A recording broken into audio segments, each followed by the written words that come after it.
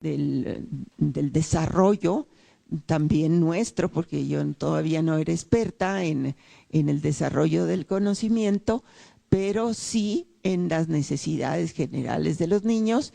Y entonces pues fuimos viendo, o fui viendo yo la necesidad de una formación más seria, más profunda, de cómo los niños se van desarrollando en la vida.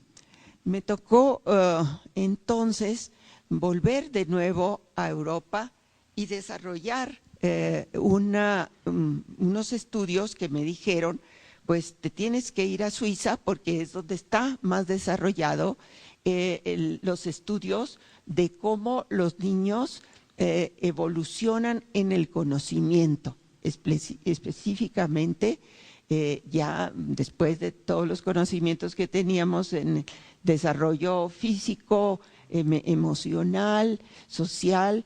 Bueno, empezamos a ver que había muchos estudios y muchos conocimientos alrededor de cómo el niño se iba precisamente desarrollando a través de la vida misma, a través de sus experiencias personales.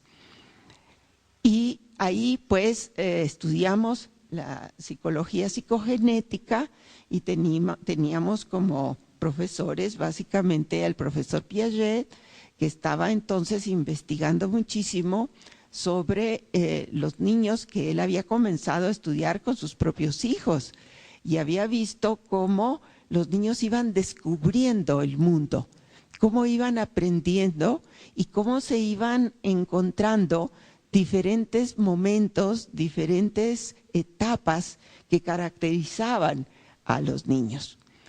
Bueno, entonces con esta tarea tan grande, pues comenzamos a pues estudiar muchísimo lo que había en los conocimientos históricamente hablando, desde cuándo se había empezado a trabajar en la escuela y a trabajar básicamente en este desarrollo.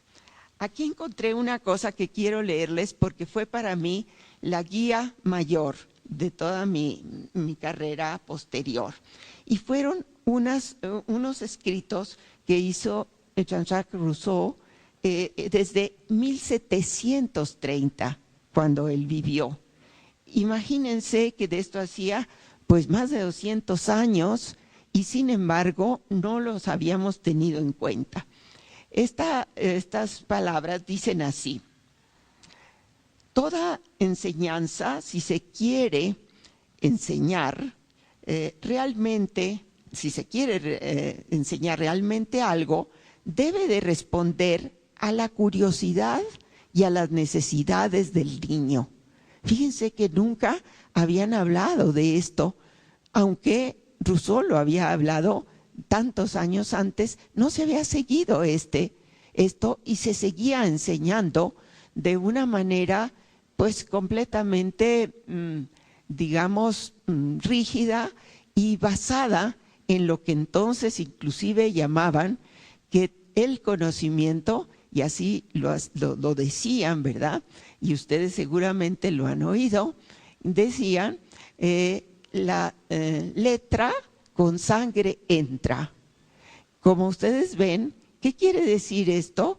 Que para realmente aprender tenemos que luchar con el niño, aunque sea con sangre. O sea, hay que forzarlo a que aprenda, hay que forzarlo a que se desarrollen los conocimientos y todo esto no sin tener en cuenta más que los programas a donde debía llegar el niño. Y esto se suponía que era un programa doloroso, un programa pues exigente y que no había que pensar en pasar una vida feliz, sino una vida de exigencias. Sigue pues Jean-Jacques Rousseau diciendo esto y se los voy a repetir de nuevo. Si se quiere que se enseñe realmente algo, se debe responder a la curiosidad y a las necesidades del niño. Debe ser una respuesta a los problemas que a él se le plantean. Debe ser deseada y aceptada con gusto. Si no se tiene en cuenta los intereses y las inquietudes del niño, se verá agobiado, pues la atención y el esfuerzo provienen de la afición y el deseo, pero no de la obligación. Estas palabras, si ustedes se fijan, son completamente opuestas a la visión que había de la educación. La educación era a base de castigos, de golpes, de exigencias, y por eso decían, la letra con sangre entra. Tienen que aprender, quieran o no quieran. Y Rousseau decía otra cosa completamente opuesta. Para que a los niños aprendan, para que los niños se desarrollen, tiene la enseñanza que tener en cuenta sus gustos, tiene que tener en cuenta lo que a los niños les atrae, lo que a los niños les gusta. Y naturalmente, pues Jean-Jacques Rousseau estuvo por muchos años prohibido en las escuelas porque era opuesto a lo que digamos, vida, lo que la experiencia de muchos años le habían dado a la humanidad. Pero poco a poco se fueron estos conocimientos volviendo sumamente interesantes, y esto gracias a las investigaciones. Como les digo, a mí me tocó trabajar con Piaget y conocer de él mismo cómo fue que realmente él descubrió precisamente la necesidad de entender cómo evoluciona la mente del niño. No solamente cómo evoluciona físicamente y socialmente, sino también, y emocionalmente, sino también desde el punto de vista del conocimiento. Gracias a que él, que era un hombre que había estudiado y estaba doctorado en biología, él había observado muchísimas cosas de cómo se desarrolla todos los seres en la Tierra, pero más que nada a él le interesaba ver cómo se desarrollaban los animales y básicamente los peces, y más que nada lo que eran lo que actualmente llamamos ¿cómo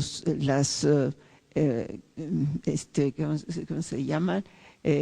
Las conchas, y básicamente, además de las conchas, están los moluscos.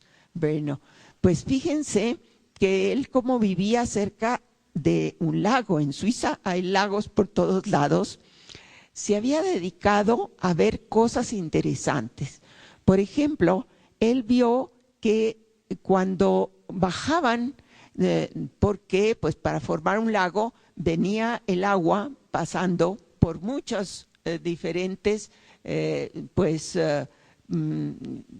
diferentes lugares, y más que nada venía descendiendo desde las partes altas, y vio unas cosas interesantes, y es que estos caracoles, básicamente con sus moluscos, se iban cambiando a medida que iban bajando de la parte alta de las montañas para llegar al lago, y que cuando llegaban al lago, en lugar de ser como habían partido, que eran unos caracoles largos, poco a poco estos caracoles se habían convertido en caracoles redondos.